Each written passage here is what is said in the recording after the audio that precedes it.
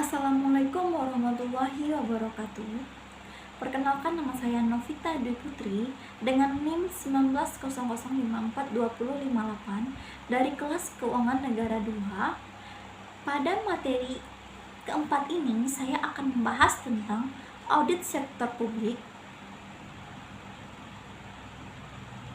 Audit sektor publik ini membahas tentang teori audit sektor publik, sistem audit keuangan sektor publik, siklus audit keuangan sektor publik, dan teknik audit keuangan sektor publik. Pada teori audit sektor publik ini mencakup tentang definisi audit sektor publik, regulasi audit sektor publik, audit sektor publik dan bisnis, serta jenis audit sektor publik dan audit keuangan sektor publik. Definisi audit yaitu suatu proses sistematik yang secara objektif terkait evaluasi bukti-bukti yang berkenaan dengan asersi tentang kegiatan dan kejadian ekonomi guna memastikan derajat atau tingkat hubungan antara asersi tersebut dengan kriteria yang ada, serta mengkomunikasikan hasil yang diperoleh pada pihak-pihak yang berkepentingan. Proses sistem audit ini yaitu mencakup proses sistematik, objektivitas, penyediaan dan evaluasi bukti, asersi tentang kegiatan dan kejadian ekonomi, derajat hubungan kriteria yang ada, dan mengkomunikasikan hasil. Regulasi dalam sektor publik yaitu menurut Undang-Undang Nomor 15 Tahun 2004 tentang pemeriksaan, pengelolaan, dan pertanggungjawaban keuangan negara, berisi tentang identifikasi masalah dan evaluasi yang dilakukan secara independen, objektif, serta profesional berdasarkan standar pemeriksaan untuk menilai kebenaran, kecermatan, kredibilitas, dan keadilan informasi mengenai pengelolaan serta tanggung jawab dari keuangan negara. Standar selanjutnya yaitu Standar Pemeriksaan Keuangan Negara atau SPKN oleh BPK tahun 2007, berisi tentang diharapkan hasil pemeriksaan BPK dapat lebih berkualitas, yaitu memberi nilai tambah yang positif bagi pengelolaan dan tanggung jawab dari keuangan negara. Audit sektor publik. Perbedaan dari audit sektor publik dengan audit sektor swasta yaitu dari subjeknya, yaitu audit sektor publik dari aspek subjek yaitu organisasi pemerintahan yang bersifat nirlaba seperti sektor pemerintahan daerah, BUMN, BUMD, dan instansi yang lain yang berkaitan dengan pengelolaan aset kekayaan negaranya. Sedangkan audit sektor swasta dari segi objek, perusahaan memiliki swasta yang berorientasi dari laba. Jenis-jenis audit yang pertama yaitu audit keuangan, audit kinerja, dan audit untuk tujuan tertentu. Jenis-jenis audit dari sektor publik yang pertama, audit kontra atau audit bantuan, yang mencakup dari tujuan audit keuangan maupun audit kinerja, di mana audit melihat pelaksanaan sistem pengendalian internal atas masalah pelaksanaan sistem pengendalian internal yang berkaitan dengan ketaatan pada peraturan perundang-undangan atau sistem yang berbasis komputer. Sedangkan audit investigasi yaitu kegiatan pemeriksaan dengan lingkup tertentu yang tidak dibatasi dari periodenya. Yang lebih spesifiknya lagi, pada area pertanggungjawaban yang diduga mengandung efisiensi atau indikasi penyalahgunaan wewenang dengan masalah audit berupa rekomendasi untuk ditindaklanjuti tergantung pada derajat pertimbangan wewenang yang ditemukan. Definisi keuangan sektor publik yaitu tujuan, Pengujian atas laporan keuangan oleh auditor independen adalah ekspresi suatu opini secara jujur tentang posisi keuangan, hasil operasi dan arus kas yang disesuaikan dengan prinsip-prinsip akuntansi yang diterima umum.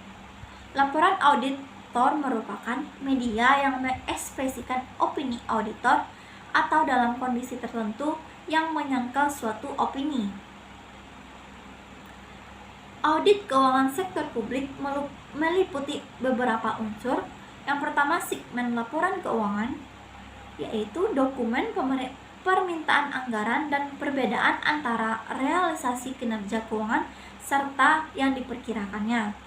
Yang kedua, pengendalian internal atas ketaatan terhadap peraturan perundang-undangan yang berlaku. Yang ketiga, pengendalian atau pengawasan internal atas penyusunan laporan keuangan dan atas pengamanan aktiva, termasuk pengendalian atau pengawasan atas penggunaan sistem yang berbasis komputer. Yang keempat, ketaatan terhadap peraturan perundang-undangan yang berlaku dan dugaan kecurangan. Sistem audit keuangan sektor publik dari sistem pemeriksaan siklus pendapatan, yaitu objek pemeriksaan didapat dari pendapatan yang terbagi atas 3 aspek. Yang pertama, pendapatan daerah atau organisasi, yang kedua dari dana perimbangan, dan yang ketiga lain-lain pendapatan yang sah. Sehingga pendapatan dari ketiganya ini menyusun dari pemeriksaan, yaitu kesalahan pembukuan, kesalahan penyajian, kesalahan pembebanan, dan kesalahan penjumlahan atau pengurangan angkanya. Dari pemeriksaan siklus belanja, objek pemeriksaannya yaitu didapat dari belanja. Belanja ini terbagi 2, yaitu belanja aparat pegawai sumber daya manusia dan belanja pelayanan publik. Sehingga mencakup dari beberapa aspek, yaitu belanja administrasi umum dan belanja operasi dan pemeliharaan, dan belanja modal atau pembangunan yang bertujuan untuk bukti asersi transaksi dan saldo siklus belanja. Sedangkan pemeriksaan aktiva tetap, objek pemeriksaannya didapat dari aset.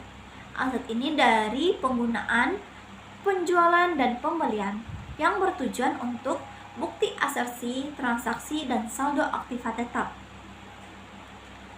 Selanjutnya, pemeriksaan jasa personalia. Objek pemeriksaannya didapat dari pengajian kompensasi yang didapat dari insentif lembur, gaji, dan tunjangan lainnya yang bertujuan untuk bukti asersi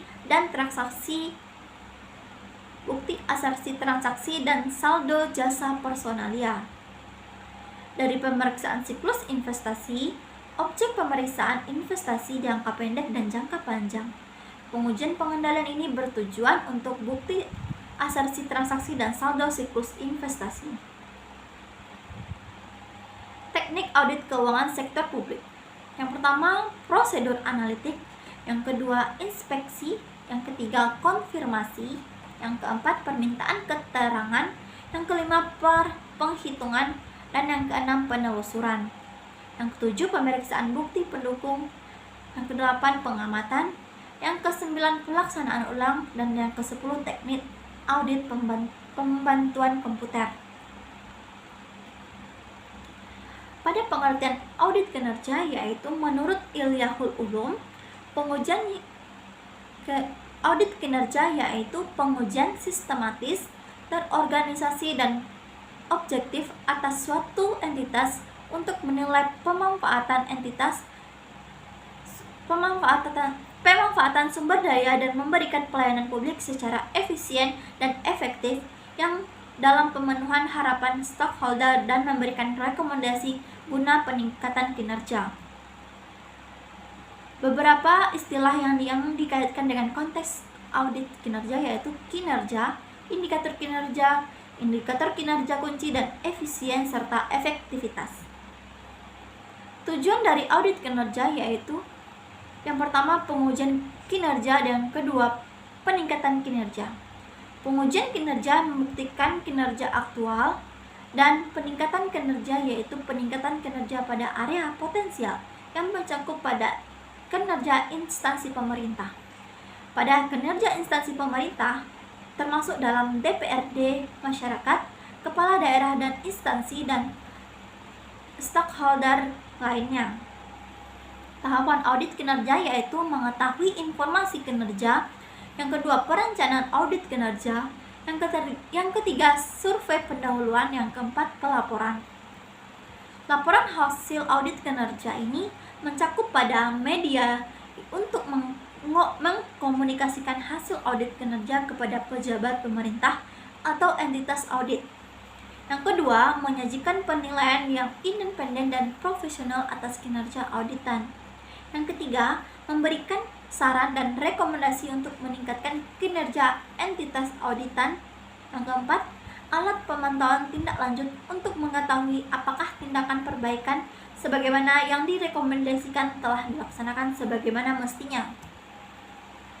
Baiklah, hanya itu yang dapat saya bahas pada pertemuan keempat ini. Kalau ada kata-kata yang salah, mohon dimaafkan. Assalamualaikum warahmatullahi wabarakatuh. Terima kasih.